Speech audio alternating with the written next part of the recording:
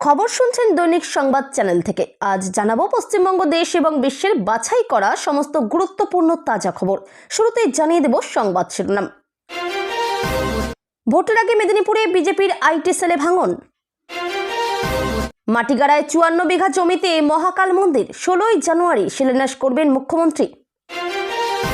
সম্ভলে দুটি মসজিদ ও একটি মাদ্রাসা ভেঙে গুড়িয়ে দিল যোগী পুলিশের বুলডোজার। তার মধ্যে একটি হাতুড়ি দিয়ে নিজেরাই ভেঙে দেয় দখলদাররা। আপনি বিজেপির দালাল, ব্রিগেডে আসতেই হুমায়ুনকে দেখে চিৎকার করলেন টিএমসি কর্মীরা। নাম নেই খসড়ায়, এসআইআর ডাক টিএমসি সাংসদ দেব ও তার পরিবারকে ঢাকঢোল পিটিয়ে যাওয়ার নিদান কুণালের। আর জল পেরোতে হবে না, ১৬৭০ কোটি টাকায় গঙ্গাসাগর সেতুর ভিত্তিপ্রস্তর স্থাপন মমতার। মুস্তাফিজুর কাণ্ডে বিসিসিআইকে কটাক্ষ ওয়াইসির, হাসিনাকে কেন ফেরত পাঠাচ্ছেন না তুললেন প্রশ্ন। চাকরি প্রার্থীদের বিকাশ ভবন অভিযান ঘিরে ধুন্ধুমার, জমায়েত শুরু হতেই ধরপাকড় পুলিশের। শুভেন্দুর নামে জয়ধ্বনি কাঁথির টিএমসি নেতার, এআই ভিডিও বলে বিজেপির ঘাড়ে চাপালেন দোষ। শুনানিতে হয়রানি, দরকারে নিজে সুপ্রিম কোর্টে গিয়ে মানুষের হয়ে সওয়াল করবেন বললেন মমতা। ঘোষণা, আদালত খুললেই মামলা। টাকার পাহাড়ের সামনে বসে টিএমসি নেতা, ঘুষ এত টাকা কার? এই ভিডিও ফাঁস হতেই শোরগোল বাংলায়, দেখুন। মমতার অভিযোগ নস্যাৎ করে নির্বাচন কমিশনকে শুভেন্দুর পাল্টা চিঠি, শোরগোল রাজনৈতিক মহলে। ভোটের আগে বনভোজন নয়, মমতার নির্দেশকে বুড়ো আঙ্গুল দেখিয়ে পিকনিকে তৃণমূলের শিক্ষক সংগঠন। ৩৪ বছর পর বঙ্গে বিশ্ব ইজতেমা, অথচ নেই পর্যাপ্ত ব্যবস্থা, তৃণমূল সরকারের তীব্র সমালোচনা তরুণ জ্যোতির।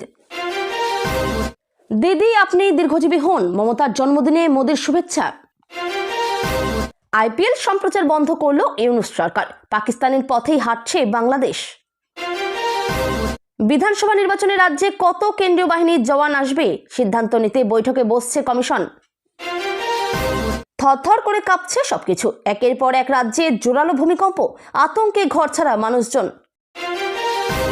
আরও হাড় কাঁপুনি ঠান্ডা, শৈত্যপ্রবাহের সতর্কতা জারি জেলায় জেলায়, বাড়বে কনকনে হাওয়ার দাপট। কোনোভাবে এপ্রিল মাসটা পার করতে চাইছেন মমতা, ফের এসআইআর খোঁচা শুভেন্দুর। গঙ্গাসাগরে মমতার হুঙ্কার, মানুষের নাম ভ্যানিশ করলে আপনারাও ভ্যানিশ হয়ে যাবেন। ভোটারের ক্রমিক সংখ্যা চুরি করে নিজের নাম তুলে প্রকৃত ভোটারকে নিখোঁজ দেখানোর অভিযোগ। এতক্ষণ শুনছিলেন সংবাদ শিরোনাম, এখন আসছে বিস্তারিত খবরে। তার আগে ছোট্ট একটা অনুরোধ, চ্যানেলে নতুন হয়ে থাকলে চ্যানেলটি সাবস্ক্রাইব করবেন। ২৬ নির্বাচনের আগে বিজেপির আইটি সেলে ফাটল, ঘাটালে বিজেপি ছেড়ে তৃণমূলে যোগদান করল বিজেপির আইটি সেলের নেতা সহ ৬ বিজেপি কর্মী। বিধানসভা ভোট যত এগিয়ে আসছে তত তৃণমূল ও বিজেপির নেতাকর্মীদের দলবদলের পালা দেখা যাচ্ছে। ঘাটালের অজবনগর এক গ্রাম পঞ্চায়েতের বিজেপির দক্ষিণ মণ্ডলের আইটি সেল প্রমুখ সুব্রত ঘোড়ই সহ ৬ জন বিজেপি কর্মী বিজেপি ছেড়ে তৃণমূলে যোগদান করেন। ঘাটাল ব্লক তৃণমূল কংগ্রেস কার্যালয়ে বিজেপি ছেড়ে তৃণমূলে যোগদানকারী কর্মীদের হাতে তৃণমূলের দলীয় পতাকা তুলে দেন ঘাটাল ব্লক তৃণমূলের সভাপতি দিলীপ মাঝি। এছাড়া উপস্থিত ছিলেন তৃণমূলের একাধিক নেতৃত্ব। যদিও এই যোগদান বিষয়ে ঘাটালের বিজেপি বিধায়ক শীতল কপাট বলেন, শুধুমাত্র একটা নাটক তৈরি করে বিজেপিকে বদনাম করছে তৃণমূল। তার বক্তব্য, বিজেপির ঘাটাল বিধানসভায় উত্তর দক্ষিণ বলে কিছু নেই, এখানে 5টা মণ্ডল। সুব্রত ঘোড়ই 5 বছর আগে বিজেপির সঙ্গে ছিল, 2014 সালের আগে সুশান্তর আগে তৃণমূলে চলে যায়, এখন তৃণমূলও করে না, বাইকের দোকানে লোনের কাজ করে। 3 মাস আগে ঘোষণা করেছিলেন, এবার দিনক্ষণ চূড়ান্ত। মকর সংক্রান্তির পরই ফের উত্তরবঙ্গ সফরে যাচ্ছেন মুখ্যমন্ত্রী মমতা বন্দ্যোপাধ্যায়। 16ই জানুয়ারি শিলিগুড়ির মাটিগাড়ায় মহাকাল মন্দিরে শিলান্যাস করবেন তিনি। ইতিমধ্যেই প্রশাসনের তরফে শুরু হয়েছে প্রস্তুতি। গত বছরের অক্টোবরে দার্জিলিংয়ের ধস ও প্রবল বর্ষণের ক্ষয়ক্ষতি খতিয়ে দেখতে পাহাড় সফরে গিয়েছিলেন মুখ্যমন্ত্রী। সেই সফর থেকেই ফেরার পথে শিলিগুড়িতে মহাকাল মন্দির গড়ার ইচ্ছা প্রকাশ করেন তিনি। পরে প্রকল্পের কাজ ত্বরান্বিত করতে গঠন করা হয় একটি ট্রাস্টি বোর্ডও। মন্ত্রিসভার অনুমোদন মেলে এরপরেই জানুয়ারির শিলান্যাসের কথা ঘোষণা করেন মুখ্যমন্ত্রী। পর্যটন দপ্তরের তত্ত্বাবধানে মাটিগাড়ার প্রায় ৫৪ বিঘা জমিতে গড়ে উঠবে এই মহাকাল মন্দির। শুধু মন্দিরই নয়, পাশাপাশি নির্মিত হবে একটি আধুনিক সাংস্কৃতিক কেন্দ্র, এমনটাই আগেই জানিয়েছিলেন মুখ্যমন্ত্রী। সংশ্লিষ্ট জমির একাংশে ইতিমধ্যেই শুরু হয়েছে মাটি ভরাটের কাজ। শিলিগুড়ির মেয়র গৌতম দেব নিজে গিয়ে পরিদর্শন করেন এলাকা। তার আশা, এই মন্দির আগামী দিনে দেশের অন্যতম বড় পর্যটন আকর্ষণ হয়ে উঠবে। রবিবার উত্তরপ্রদেশের সম্ভল প্রশাসন অবৈধ নির্মাণের বিরুদ্ধে বড় পদক্ষেপ নিয়েছে। দুটি অবৈধ মসজিদ এবং একটি মাদ্রাসা ভেঙে ফেলা হয়েছে। প্রশাসনের পদক্ষেপের আগে গ্রামবাসীরা হাতুড়ি দিয়ে একটি মসজিদ ভেঙে ফেলে, অন্য দুটি বুলডোজার দিয়ে ভেঙে ফেলা হয়। মিডিয়া রিপোর্ট অনুসারে সম্ভলের আসমলি থানা এলাকার অন্তর্গত হাজিপুর গ্রামে সরকারি জমিতে নির্মিত একটি মসজিদ গ্রামবাসীরা রাতারাতি হাতুড়ি এবং ছেনি দিয়ে ভেঙে ফেলে। সকালে প্রশাসনিক দল ঘটনাস্থলে পৌঁছলে কেবল ধ্বংসস্তূপই দেখতে পায়। পরবর্তীকালে প্রশাসন প্রায় 3 ঘন্টার মধ্যে বুলডোজার ব্যবহার করে ধ্বংসস্তূপ সরিয়ে ফেলে। 1339 বর্গমিটার এলাকা জুড়ে বিস্তৃত মসজিদটি সম্পূর্ণরূপে ভেঙে ফেলা হয়। সকালের মধ্যেই অবৈধ মসজিদটির চিহ্ন মিটিয়ে ফেলা হয়। এই পুরো ঘটনাটি শুরু হয়েছিল 2018 সালে। তহসিলদারের মতে মসজিদের মুতাওয়াল্লি হাজি শামীমের বিরুদ্ধে 439 বর্গমিটার সরকারি জমি অবৈধভাবে দখল করে নির্মাণ কাজ চালানোর অভিযোগ আনা হয়েছিল। 14 জুন 2018 তারিখে একটি প্রতিবেদন দাখিল করা হয়েছিল। পরবর্তীতে মামলাটি তহসিলদার আদালতে যায়, যেখানে বছরের পর বছর ধরে শুনানি চলে। শুনানি চলাকালীন রাজস্ব ও প্রমাণের পুঙ্খানুপুঙ্খ তদন্ত পরিচালিত হয়, যার পরে আদালত জমিটিকে সরকারি জমি ঘোষণা করে, অবৈধ নির্মাণ ভেঙে ফেলা এবং মুতাওয়াল্লি উচ্ছেদেরও নির্দেশ দেয়। দলের সঙ্গে একের পর এক ইস্যুতে বিভিন্ন দূরত্ব, আর তারপরই তৃণমূল থেকে বেরিয়ে যান ভরতপুরের বিধায়ক হুমায়ুন কবির। এরপর মুর্শিদাবাদের বুকে সভা করে নতুন করে নিজের দল গঠন করেন, নাম দেন জনতা উন্নয়ন পার্টি। সেই দিনই হুমায়ুন কবির জানিয়েছিলেন তিনি জানুয়ারি মাসে ব্রিগেডের সভা করবেন। সেই মতো সোমবার ব্রিগেডে মাঠ পরিদর্শনে আসেন, আর সেখান থেকেই বিক্ষোভের মুখে পড়লেন হুমায়ুন। আজ ব্রিগেডে মাঠ পরিদর্শনের সময় সাংবাদিক বৈঠক করেছিলেন হুমায়ুন। সেই সময় মাঠে কয়েকজন খেলা করছিলেন। হুমায়ুনকে দেখেই তারা এগিয়ে আসেন, সঙ্গে সঙ্গে চিৎকার করতে শুরু করেন। তারা বলতে থাকেন হুমায়ুন বিজেপির দালাল। সকলেই নিজেকে তৃণমূল বলে দাবি করেন, যদিও হুমায়ুন কোনো কিছুই পাত্তা দেননি। পরে সব দেখা বলে মন্তব্য করেন তিনি। যারা হুমায়ুনকে ঘিরে এদিন বিক্ষোভ দেখাচ্ছিলেন তাদের মধ্যে একজন চিৎকার করে বলতে থাকেন সংবাদ মাধ্যমের সামনে, হুমায়ুন কবির বিজেপি কর্মী, তিনি বিজেপির দালাল। এরপর সাংবাদিকরা ওই বিক্ষোভকারীকে প্রশ্ন করেন, আপনারা কি কোনো রাজনৈতিক কর্মী? তখন তিনি উত্তর দেন, আমরা কলকাতা পোর্ট এলাকা থেকে এসেছিলাম, এখানে ক্রিকেট খেলতে এসেছিলাম, আমরা তৃণমূল করি। গোটা বিষয়টি নজরে রাখেন হুমায়ুন। তিনি পরে বলেন, ওরা পারলে সভা ভেস্তে দেখাক, কে কার দালাল পরে দেখব, ওদের কথার কোনো জবাব দেব না। খসড়ায় নাম নেই। তৃণমূল সাংসদ তথা অভিনেতা দেবকে এবার তলব এসআইআর শুনানিতে। রাজ্যে জোর কদমে চলছে এসআইআর এর শুনানি পর্ব। সেখানেই ডাকা হলো তারকাকে। জানা গিয়েছে তারকা সাংসদ এবং তার পরিবারের 3 জনকে ডাকা হয়েছে এসআইআর শুনানিতে। এই খবর প্রকাশ্যে এনেছেন দেবের এলাকার কাউন্সিলর মৌসুমী দাস। এখন দেখার শুনানিতে ব্যস্ত দেব হাজিরা দেন কিনা। সূত্রের খবর, তার আরবানা আবাসনের ফ্ল্যাটে ইতিমধ্যেই নোটিশ গিয়েছে, কিন্তু কেন শুনানিতে ডাক পেলেন দেব?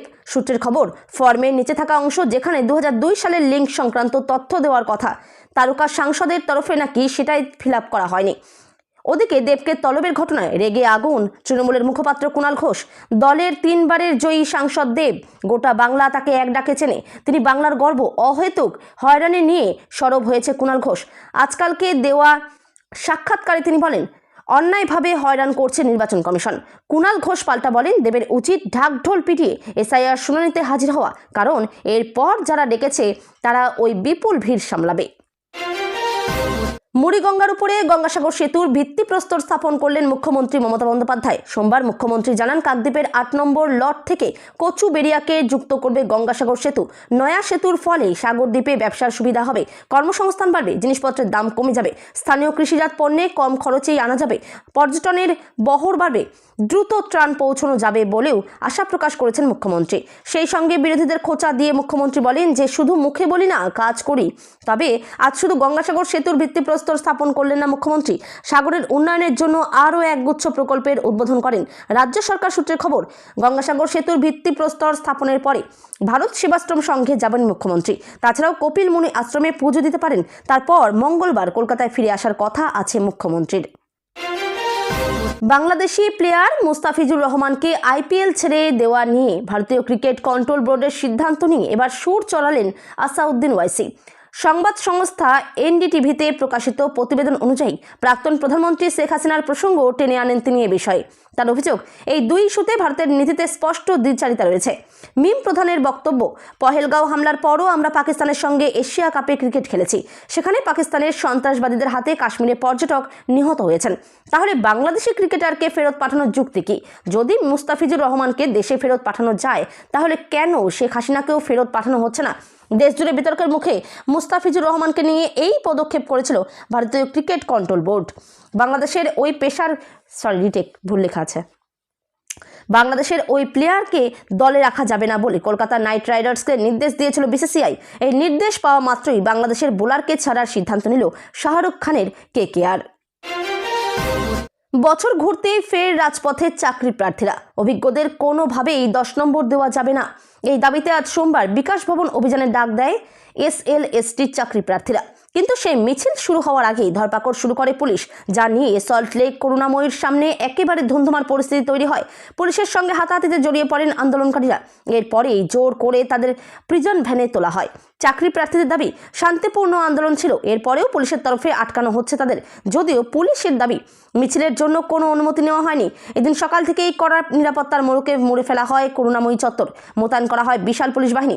বেলা 1টার পর চাকরি প্রার্থীদের জমায়েত শুরু হতেই অ্যাকশন মোডে দেখা যায় পুলিশকে।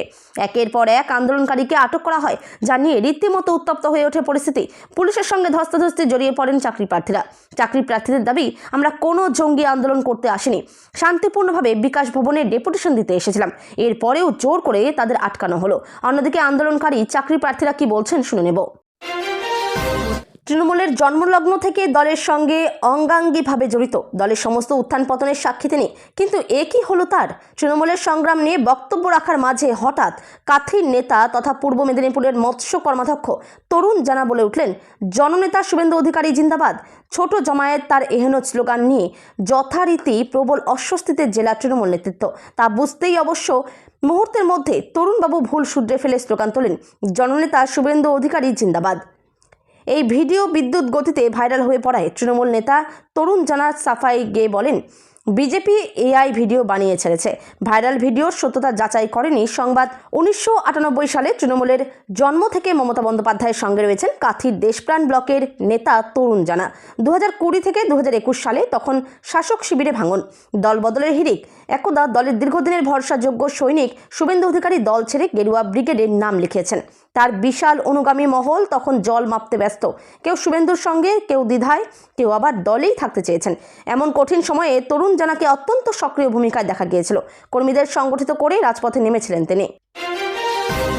মমতা জানান, রাজ্যে SIR এর পরে খসড়া তালিকায় 54 লক্ষ মানুষের নাম বাদ গিয়েছে। খুনিদেরও নিজেদের হয়ে সওয়াল করার অধিকার রয়েছে। তিনি মানুষের হেনস্থা নিয়ে সওয়াল করবেন। রাজ্যে ভোটার তালিকার বিশেষ সংশোধন নিয়ে এবার তিনি সুপ্রিম কোর্টের দ্বারস্থ হতে চলেছেন বলে সোমবার জানালেন মুখ্যমন্ত্রী মমতা বন্দ্যোপাধ্যায়। গঙ্গাসাগরে একটি সরকারি কর্মসূচি থেকে তিনি জানান, SIR এর শুনানিতে মানুষ হেনস্থার শিকার হচ্ছেন। তা নিয়ে মঙ্গলবার তিনি শীর্ষ আদালতের দ্বারস্থ হবেন। প্রয়োজনে সাধারণ মানুষের হয়ে সওয়াল করবেন তিনি, তবে আইনজীবী হয়ে নয়, সাধারণ নাগরিক হিসেবে কথা বলবেন। সোমবার গঙ্গাসাগর সেতু শিলান্যাস করেন মমতা। তারপরেই তিনি SIR এর শুনানির সময়ে সাধারণ মানুষের হেনস্থা নিয়ে সরব হন। মুখ্যমন্ত্রী জানান, রাজ্যে SIR এর পরে খসড়া তালিকায় 54 লক্ষ মানুষের নাম বাদ গিয়েছে। খুনিদেরও নিজেদের হয়ে সওয়াল করার অধিকার রয়েছে। এখন AI এর মাধ্যমে ঠিক করা হচ্ছে কার নাম বাদ যাবে, কার থাকবে। তারপরে মমতা জানান, তিনি আদালতের দ্বারস্থ হবেন। তার কথায়, আমরাও আইনের সাহায্য নিচ্ছি। আগামীকাল কোর্ট খুলবে, আমরাও আদালতে যাব। এত মানুষের মৃত্যু, এত মানুষকে যেভাবে হেনস্থা করছে, তার বিরুদ্ধে আদালতে যাব। 500 টাকার নোটে ভর্তি টেবিল, পাশে বসে আছেন শাসক দলের এক নেতা। সম্প্রতি এই রকম এক ভিডিও ঘিরেই শুরু হয়েছে তুমুল বিতর্ক।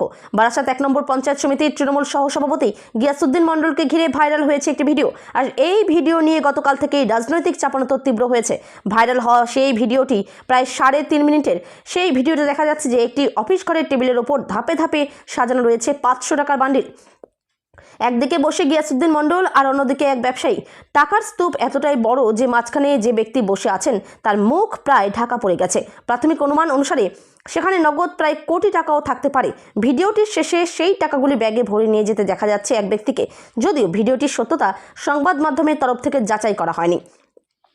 ভিডিওটি ভাইরাল হওয়ার পরেই পাল্টা সাফাই দিয়েছেন গিয়াসউদ্দিন। তার দাবি যে এটি 2022 সালের একটি পুরনো ভিডিও, আর ভিডিওটি জমি কেনাবেচার লেনদেনের সময়ের। তিনি বলেন যে, আমি শুধু সেখানে উপস্থিত ছিলাম, কিন্তু লেনদেন আমার নয়। ভিডিওতে থাকা ব্যবসায়ী বাকিবুল ইসলামও সেই একই দাবি করেছেন। তার কথায়, কয়েক বছর আগেই একটি জমি বিক্রির সময় এই টাকা লেনদেন হয়েছিল। তবে গিয়াসউদ্দিন সেই ব্যবসার পার্টনার কি না তা নিয়ে দুজনের মধ্যে বক্তব্যের কোনো মিল নেই। ভাইরাল হওয়া এই ভিডিও ঘিরে দুর্নীতির অভিযোগ তুলেছে বিজেপি। দলের রাজ্য কমিটির সদস্য তাপস মিত্র দাবি করেছেন যে ইডির স্বতঃপ্রণোদিত তদন্ত হওয়া উচিত। তার অভিযোগ যে তৃণমূল নেতারা জমি কারবারের আড়ালে কালো টাকা লেনদেনের সঙ্গে যুক্ত।